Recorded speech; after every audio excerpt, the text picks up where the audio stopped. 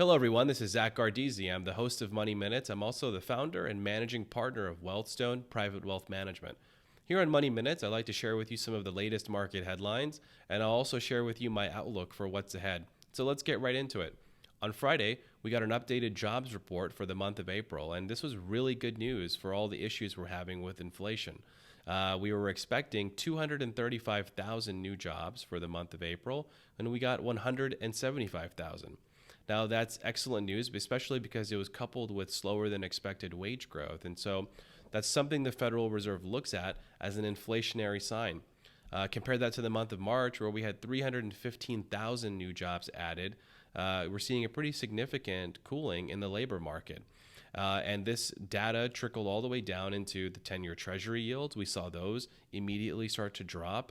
And we also saw the odds of a Federal Reserve rate cut for the month of September increase from 57.4% to 74.1% for the odds of a rate cut in the month of September. That's excellent news.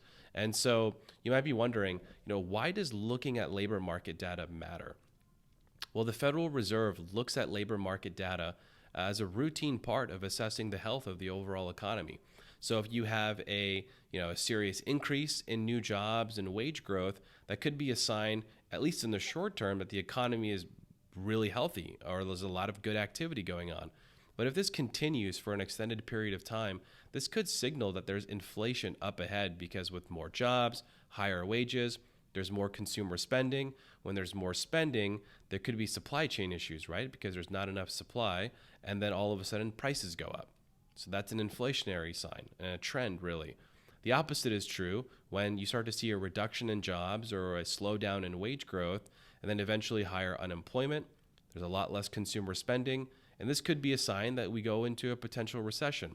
So the Federal Reserve monitors these things. And if you think about it, it's kind of similar to how a physician would monitor the blood work of their patient. So your physician looks at your labs, they're looking at it over months and over years, and if they start to notice, and they're looking at all sorts of levels, and if they start to notice trends, worrying trends anywhere, they could potentially look into those a bit further and determine that there's maybe an underlying health issues with your body. And so very similarly, if you look at things like used car sales or travel expenditures, you can make determinations. Like, for example, if used car sales are dramatically increasing, that could be a sign of increased economic activity. Used car sales start to go up a lot. There's less used car sales available, and then all of a sudden cars are a lot more expensive.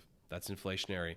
Or the opposite, right? If there's a lot less travel expenditure, well, why is the consumer pulling back on their travel expenses? Is the consumer weaker? Is there higher unemployment? Is there issues anywhere else? And could this be a sign that things are slowing down, maybe slowing down for a good reason, like inflation coming down, or maybe it's slowing down way too much, and this could be something to be concerned about. And so the Federal Reserve is constantly analyzing this data, which helps them get a feel for what's happening in the overall economy. And overall, Friday's job report was really good news, and we'll continue to monitor this trend to see if this continues on for the next few months, and if that really is a catalyst for a potential rate cut sometime potentially in September. So I get this question all the time: is the housing market going to crash? And the answer is no, at least not yet. And here's why. We have a serious undersupply of homes across the United States. Ever since the great financial crisis, we just haven't been building as much. Some estimates say we're underbuilt by at least 7 million homes.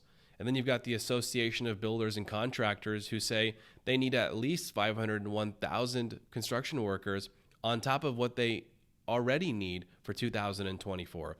So when you've got such a huge, undersupply of both homes and workers, it makes it very difficult to fix that part of the problem. And then you've got mortgage rates.